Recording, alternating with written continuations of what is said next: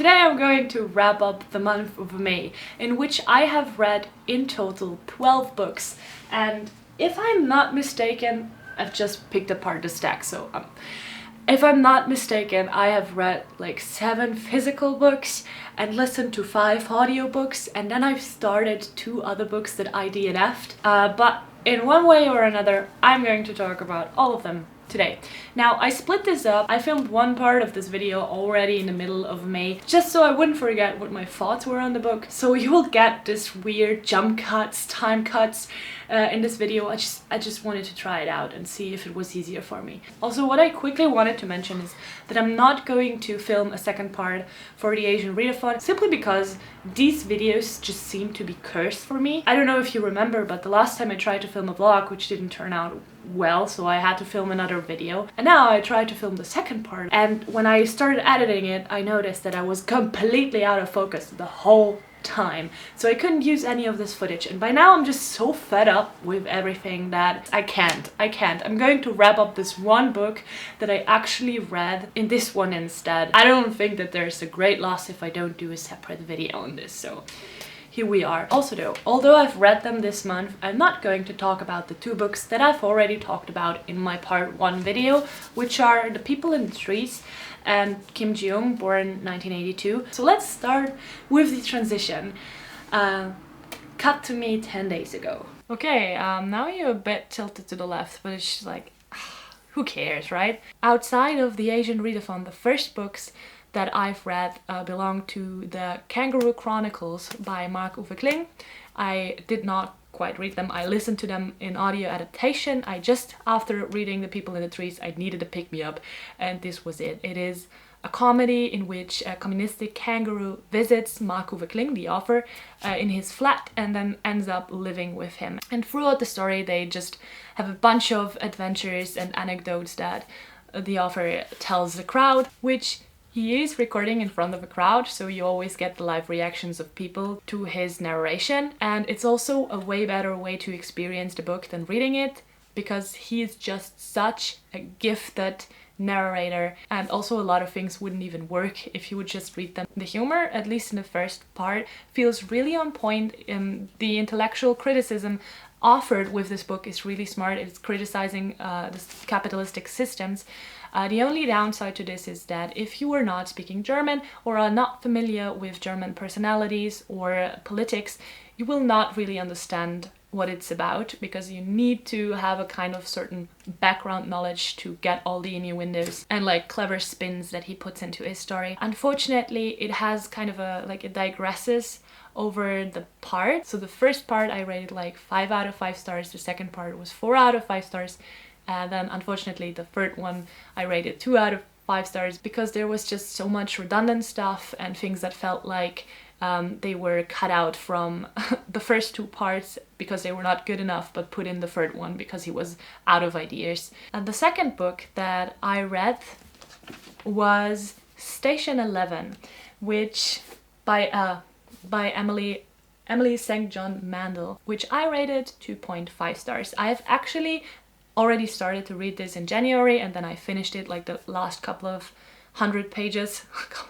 Last 100 pages I have read this month. I want to give this book credit in that it actually gives a new spin about a kind of post-apocalyptic scenario. So not quite post-apocalyptic, but you know, there is a virus killing 99% of the people, and then you're left with the leftover humanity. The book starts out with the death of an author on stage, and then from there on it spirals out, so it orbits around him with the story. And this creates a kind of, I want to say, flip-flopping format where you spend half of the book in the past and half of the book in the present or future, 15 years after the pandemic happened. Unfortunately, there were a couple of reasons why I didn't vibe with the book, which were first of all like the topic of the pandemic. I've heard it so much by now, and I usually read books to escape from reality and not to get reminded of reality. So therefore, it was just not the right time for me to read this piece of writing. Secondly, the characters were just super flat. They were also, at least for me, absolutely not likable. I only liked, I think, 2 characters, and both of them don't really get a lot of page time, you know? I think August even has just 3 sentences or something, so I'm not really sure if I just like him or if I didn't have enough time to dislike him. Other than those 2, I really can only think of characters that I disliked for one reason or another in this book. Especially like the villain, which the story of was like wrapped up way too quickly, didn't make any sense. Just the way he was connected to the other people was just too weird. He felt like he was just thrown in there to create a kind of like thriller atmosphere, like something happening so you would turn the pages. But there was a cliffhanger to this story like on page 100 or so, and then it didn't get talked about the next 100 pages, and then it got picked up and resolved within a chapter, which is just the pacing. It didn't feel right, okay? Another reason why Station 11 didn't quite work for me was the flip-flopping. This is another very personal reason. I mean, all of those reasons are personal, so let's just forget me saying this, but the flip-flopping, which I mean is like the constant time jumping from the past to the present or future. It's just a personal preference. I don't like when authors juggle with time that much. It just leaves me with a sort of confusion and also disinterest in the story that I'm reading. I find myself to really quickly lose interest in a storyline if the author just holds on to the information for too long. I mean, there can be a chapter in between information teasing and information revealing. That is completely fine, but if there are more than 100 pages in between those 2 steps, then I'm like, I'm out of here. I don't care anymore. Other than that, like everything that has been told from the past was super irrelevant if you put it in the perspective of a pandemic happening in the kind of middle of the time points. It doesn't matter what party you got photographed by whom and what kind of fallout you had with your husband and where, like it doesn't matter for the future story. So therefore, I don't care what you did. Don't tell me this stuff, it's not relevant. I mean, I understand kind of why the author put it in there, but it just felt unnecessary, and I'm sorry, but I can't say anything else to that. I needed to change my battery. Now that's what I got for not charging it beforehand. Seems like I can't do that after all, huh? Next up, I read, or better, I listened to, oh my god, I have to translate it. I don't think that there is a translated version, so I will translate it freely, but maybe it will have another title once like it gets translated, if it gets translated. It's called The Smallest Common Reality by Mai Thi Nguyen-Kim. So she actually has a YouTube channel which is called My Lab, in which she, of course in German language, talks about scientific facts, how scientists work and how processes in science are regulated. Such a great thing. I love that. Science is for the masses and not only for the single person in his lab who gets a joy out of, I don't know, dissecting mice. So I think it's super cool that she tries to make those processes more understandable for the average human being. Unfortunately, I had to DNF this book after 20% of listening to it. It was read by her, which was lovely. Oh my god. Okay, my background here is that I am right now actually studying psychology, and she in her book is talking about some aspects of psychological studies. But what actually infuriated me about this was that she took specific things out of context and didn't give the whole information on the topic that is needed to be able to judge whether something that is done is a good thing or a bad thing. And that is something that I don't think is in the name of her journalistic interest. She has a lot of knowledge on scientific matters, but she comes from a chemical background, so to judge the scientific field of psychology from a background of an exact science is just at least research better. The thought that troubled me the most was that for some things that she says, if you don't have a lot of background knowledge on them, it will have a total different impact on your review of the whole scenario. So it felt like she took a sentence, then split it up and placed the fragments of the sentence in different orders, and amongst like very badly chosen examples, they completely lost their original meaning. I don't know, I just think that one has to be really careful when going into literature like this, because it's mainly supposed to attract a lot of people, so it's going to be written in a very populistic way. A lot of like this type of headlines, you know, which are rarely ever telling the complete truth. And even though I did not finish it, I gave it 1 star nonetheless. Normally I don't want to do that, but I just looked at the Goodreads page and I saw that there were no critical reviews on this. There were only like 4 and 5 stars. A lot of people who had absolutely no clue about scientific backgrounds, and so therefore like not even being able to judge what they have just read. But yeah, I wanted there to be like a different opinion that could be looked up if somebody wanted to have a more diverse picture on this book. The last thing that I want to wrap up before you can see me in approximately 10 days from now is A Little Fire Everywhere by Celeste Ng. I read it.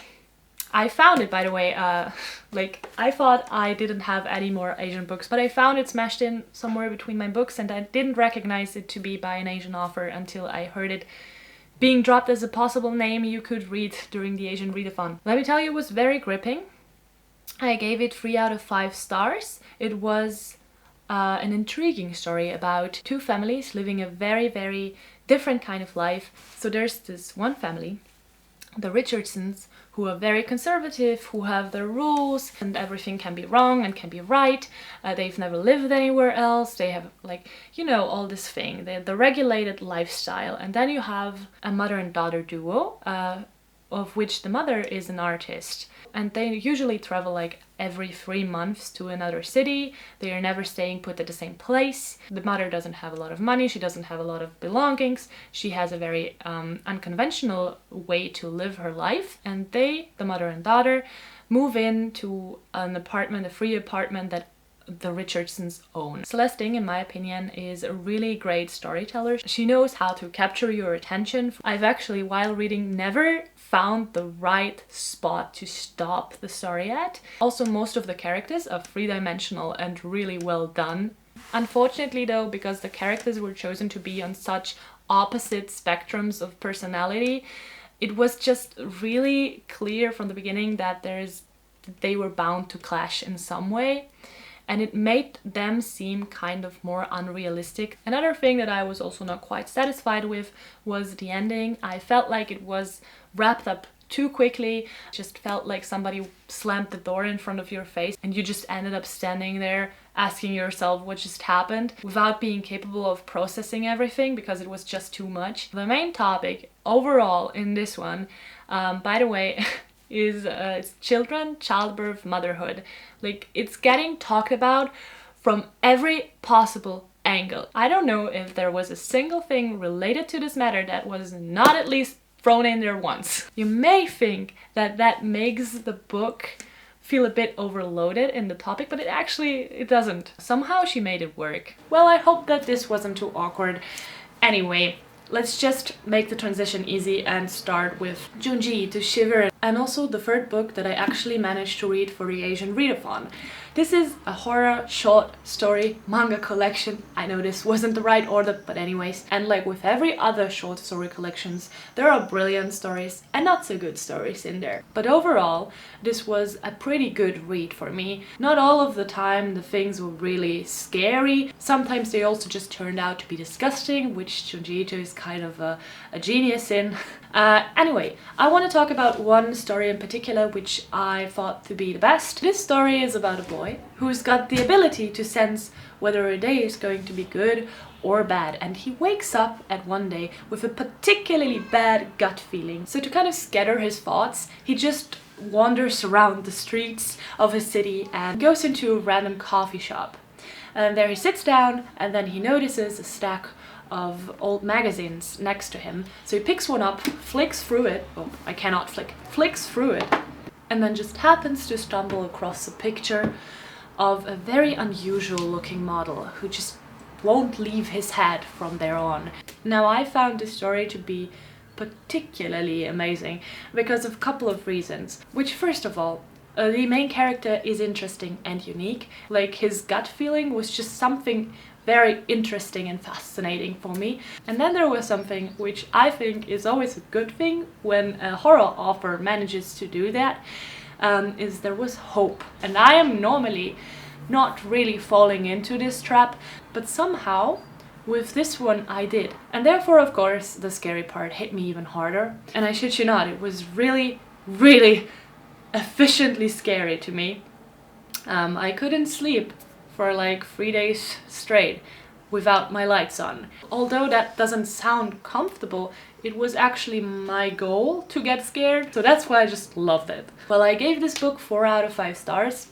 It's said to be one of his best of collections, and I would agree, although I haven't read that much yet. So after Shiver, I started to read the next book from my Asian readathon TBR, which was 1001 Nights. And I mean, I said that I was going to fail this, and I was right, but I'm just a bit disappointed on how few pages I actually managed to read. I only read like 60 pages, which like I thought I would at least make it to 100, but I was just simply not really in the mood for this kind of writing style. It is very old writing, even the translation is really old, and also I was just not feeling the misogyny. You know, from time to time I'm actually able to put like my own beliefs and morals to the back in order to read a book which I know stems from a time period in which beliefs were different and hierarchies were different, and therefore I shouldn't judge it by today's moral standards.